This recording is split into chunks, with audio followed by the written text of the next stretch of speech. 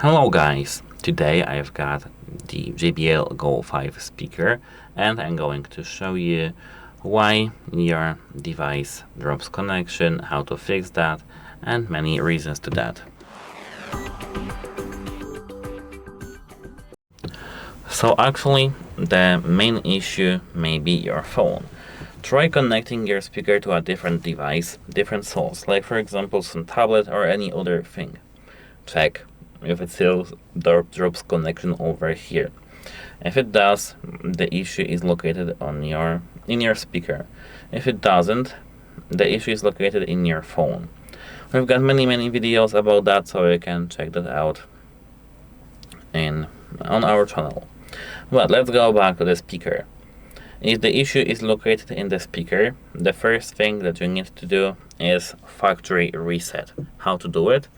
When it's turned on,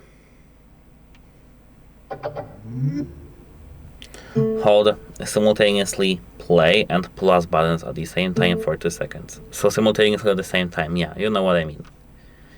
Hold them at the same time, and now your speaker should go off, should just turn off. Then after 10 to 20 seconds, click power to turn it on.